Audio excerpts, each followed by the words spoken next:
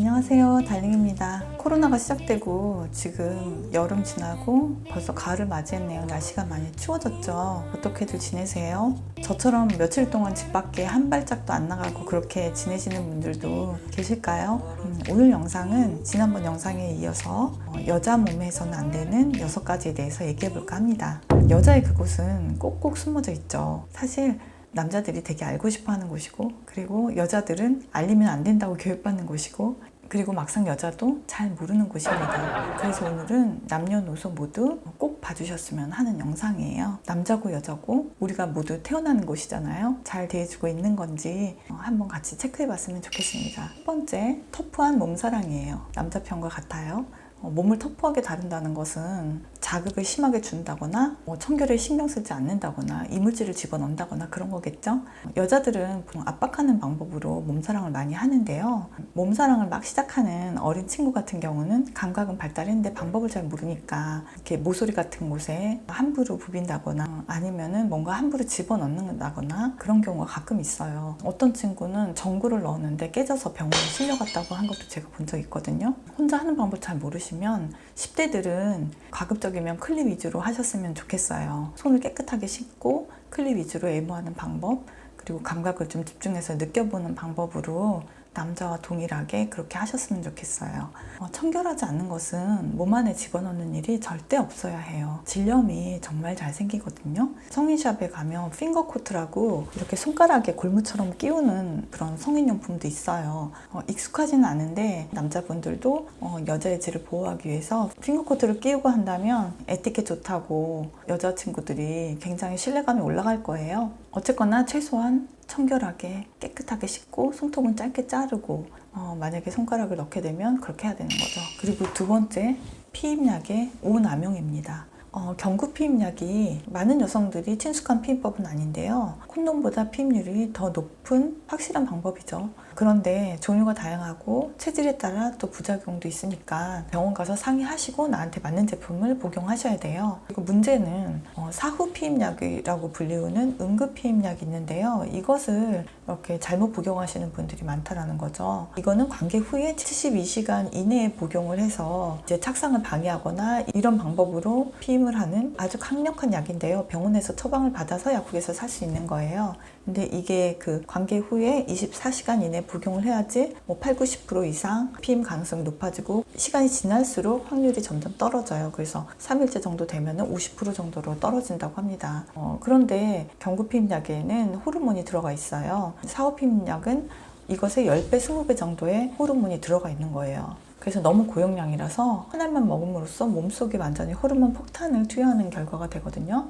반복적으로 먹으면 이 호르몬 체계가 망가져가지고 피임이 잘 되지 않을 뿐더러 생리불순이나 부정출혈, 어지러움, 구토, 만임을 유발할 수도 있다고 합니다. 그래서 이거는 어린 친구들이 일 저지르고 나서 이거 먹으면 된대 이렇게 잘못 알려진 경우가 많이 있다고 해요. 한 번은 10대 남학생이 저에게 SNS로 문의가 왔었는데요. 내일 여친이랑 잘 건데 어떻게 해야 되냐 이렇게 문의가 왔어요. 제가 말린다고 안 할 친구로 보이지가 않더라고요. 굉장히 단호했어요. 콘돔 꼭 사야 된다. 충분히 여러 개 사야 된다. 만약에 잘못 끼워서 실패했을 경우에 그거 폐기하고 다시 새 걸로 사용해야 된다. 이렇게 제가 피임 방법을 얘기를 해줬어요. 그랬더니 콘돔을 살 돈이 없다는 거예요. 어린 친구들 문제가 충동적으로 이런 일들이 일어나기도 하고 피임을 잘 하지 않아요. 그래도 미리 물어보기라도 한 거예요. 그래서 어린 친구들 사이에서는 하고 나서 먹는 피임약이 있대.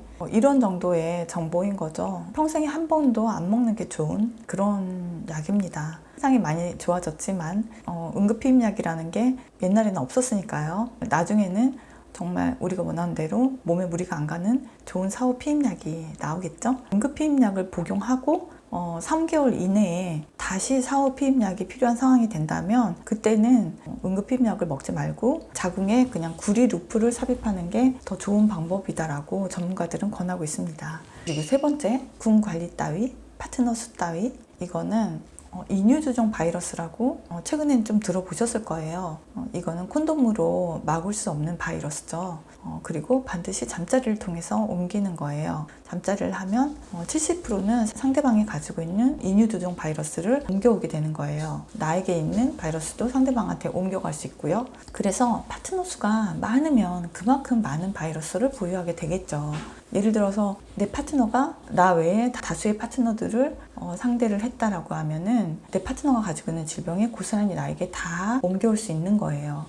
여자한테는 여기에 자궁경부암의 원인이 되는 바이러스들이 있다라는 거죠. 남자들도 두경부암이나 인후두암의 65%의 원인은 인유두종 바이러스라고 합니다. 일단 옮으면 1, 2년 안에 사라지기도 하는데 이 중에서 좀 나쁜 놈들이 자궁경부의 세포의 변형을 일으키고 그리고 자궁경부암으로 발전하게 되는 거죠. 여성의 몸에서는. 나는 예방 백신을 맞아서 괜찮아요 라고 말할 수 있는데 가다실 9가라고 가장 강력한 백신으로도 커버가 안 되는 몇 가지 바이러스들이 있어요. 관계를 하는 여성들은 모두 반드시 산부인과에 6개월에 한 번씩은 검진을 가야 한다.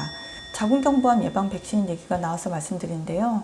12살 여아에게는 우리나라에서 무료로 백신을 주사해주고 있습니다. 원래는 3회를 맞아야 하는데 12세의 경우에는 2번만 맞으면 되고요. 그리고 선진국 여러 나라는 남자아이들도 무료로 국가에서 자궁경부암 예방 백신을 주사해주고 있대요. 발병률이 낮지 않은 그런 심각한 질병이니까요. 그리고 남자의 건강에도 도움이 되고요. 우리나라도 좀 비용적인 문제가 있죠. 3번 맞는데 거의 5, 60만 원 들거든요. 그냥 뭐 애들 다 그냥 남자애들도 다 맞춰주고 이러긴 좀 부담스럽긴 하죠. 우리나라도 남자애들도 무료로 맞을 수 있게 여가부에서 꼭 좀 힘 좀 써주셨으면 좋겠습니다. 그리고 4번째. 피임하지 않는 관계입니다. 여자가 먼저 내 몸이 어떤 메커니즘인지를 좀 알고 머릿속에 피임 지식도 당연히 있어야 하고요. 방법이 없는 상황에서는 절대로 모험하지 마세요. 여자분들이 관계가 나빠질까봐 정말 거절을 힘들어해요. 여자가 여자에 대해서 알아야 하는 거예요. 관계 때문에 거절을 힘들어하는 게 여자의 특성이다. 하지만은 내가 마지막 순간에 이게 싫다면 거절을 할 수 있고 그리고 그 이유를 미리 생각해 놔야 하는 거예요. 누가 됐든 간에 피임에 대해서 플랜이 전혀 없는 상황에서는 절대 하지 않는다. 이런 철칙, 나는 이거는 절대로 무너뜨리지 않을 거야. 이런 기본 원칙은 세워놔야지 어떤 급박스러운 상황이 왔을 때 이걸 생각해내고 거절할 수가 있는 거예요. 대부분 남자들은 여자친구가 피임을 안 하려고 하면 굉장히 불안해하죠. 여자가 오히려 콘돔을 싫어하는 경우도 많이 있거든요.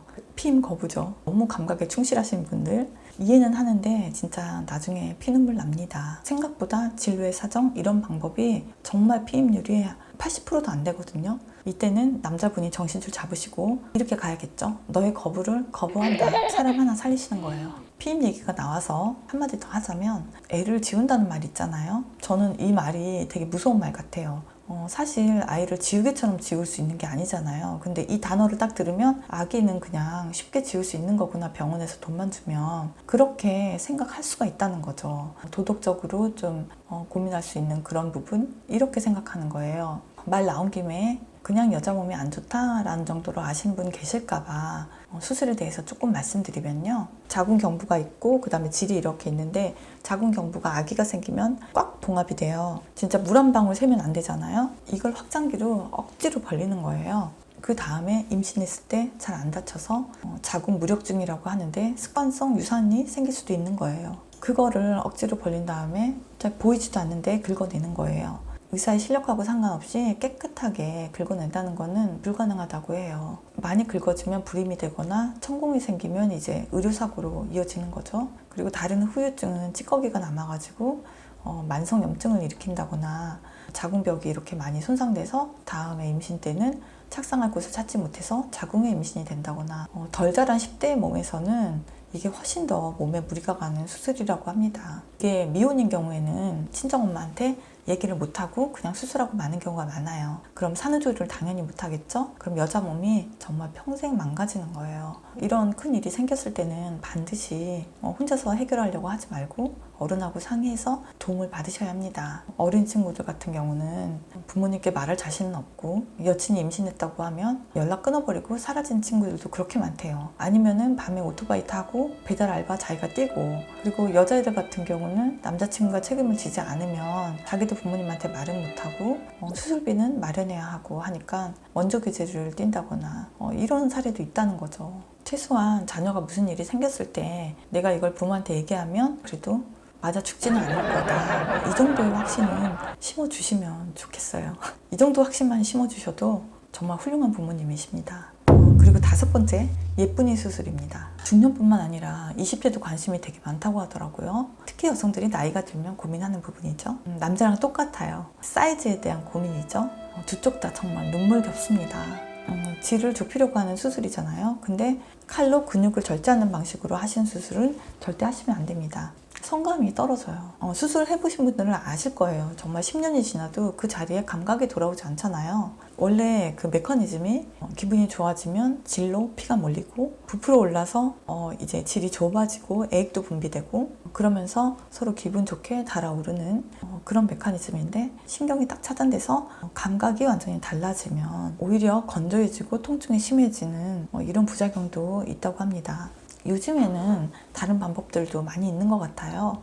레이저로 탄력을 주는 그런 방식들, 그런 것도 종류가 다양하게 발전하고 있는 것 같아요. 그러니까 늘 극단적인 방법이 효과가 가장 극대화된다. 이거는 우리 기대일 뿐이지 현실은 좀 다르다. 이렇게 생각하셨으면 좋겠고요. 여자들이 명기가 뭘까 하고 궁금해하고 나는 명기가 아닌가? 이런 거를 되게 궁금해해요. 본인이 명기라고 주장하시는 분들 저는 생각보다 많이 봤거든요. 제가 확인할 수 없으니까 좀 안타까움이 있죠. 근데 소위 명기라는 여성을 경험해보셨다라는 남자분 얘기는 들어본 적 있어요. 근데 다시는 하고 싶지 않을 정도로 아팠다고 하더라고요. 그러니까 그곳이 엄청 좁고 작은 것만이 명기의 기준은 아닌 것 같아요. 그러니까 여자분들이 너무 집착하지 않으셔도 될 것 같아요. 물론 개인에 따라서 뭐 자궁이 완전히 내려왔다거나 그래서 수술을 해야 되는 경우도 있을 수 있겠죠. 보통의 질을 가지고 계시는데 명기가 되려고 하시는 그 절개 방식의 수술은 반대한다는 거예요. 중요한 거는 사이즈가 아니라고요. 진짜 제가 궁금한 거는 김호찌는 아시고 수술 고민하시는 거죠? 남자나 여자나 결국은 서로 만족시켜주고 싶어서 수술하시는 건데 먼저 노력해야 되는 부분들 서로 애무하는 방식이 안 좋아서 흥분이 잘 안 돼서 관계가 별로인데 수술을 하면 좀 개선될까 해서 병원문을 두드리시는 분들 계실 거란 말이에요. 근데 일단 원인을 먼저 찾아보고 서로 대화해보고 몸을 좀 믿고 맞춰보고 그래도 필요하면 몸에 무리가 가지 않는 방식으로 병원에서 도움을 받으셨으면 하는 거죠. 그리고 6번째, 소음순 수술이에요. 요새 굉장히 핫하다고 하더라고요. 이것도 20대까지도 유행하고 있다고 합니다. 성형수술이 점점 대중화되면서 다 다른 모양으로 생겼는데 특정한 모양을 마치 연예인 얼굴처럼 예쁜 모양을 병원에서 정해놓고 거시기한 모양으로 거시기 해드리겠습니다. 색깔도 집착들 하시는데 2차 성징이 나타나면 전반적으로 거뭇거뭇해집니다. 동양인이면 특히나 더더욱 그렇죠. 많이 해서 색깔이 색소가 침착해 오는 그런 게 아니에요. 이거 잘못 알고 계시는 거예요. 너무 우리가 시각적인 세상에 살고 있는 것 같아요. 핸드폰을 안 보면 동공불안증이 생길 것 같고 필터의 세계에 갇혀서 진짜 세상이 너무 허접하게 되어버린 것 같아요. 우리 몸까지도. 이거는 물론 꼭 해야 되는 분들이 있어요. 생활에 불편감이 느껴질 정도로 형태가 잘못 잡혀있는 분들, 이런 분들은 어렸을 때부터 굉장한 불편함을 겪는다고 해요. 이런 경우 아니면 하지 마세요. 남자들이 좋아할 만한 모양으로 정말 거기까지 성형을 해야지 사랑을 받는다. 정말 그렇게 생각하시는 건 아니잖아요. 팔다리가 없어도 난 너만 사랑한다라고 하는 그런 찐사랑 해보셔야죠. 내가 완벽해야 사랑받는 게 아니에요. 사랑할 수 있는 사람이 사랑받는 겁니다. 사랑력에 관해서 제 영상 꼭 봐주세요. 세상 만물이 땅에서 나듯이 우리는 모두 여성의 자궁에서 나왔잖아요. 자궁은 우리 생명의 근원인데 쾌락으로만 너무 가볍게 여겨지고 함부로 다뤄지는 모습에 거부감이 없을 정도로 그렇게 우리는 영상물에 길들여지게 되어버렸잖아요. 많은 아이들이 걱정이고 사실 이거는 저를 포함한 어른들의 책임인 건데요. 이제는 우리 생명의 근원인 어머니 자궁에 대한 존중, 사랑과 생명의 근원으로 모두에게 좀 인식되었으면 좋겠습니다. 사랑력에는 지식이 있다고 말씀드렸죠. 상대방에 대한 지식이지만 상대방의 성에 대한 지식도 반드시 필요하다고 생각합니다. 달링의 사랑력 응원합니다. 사랑합니다, 달링.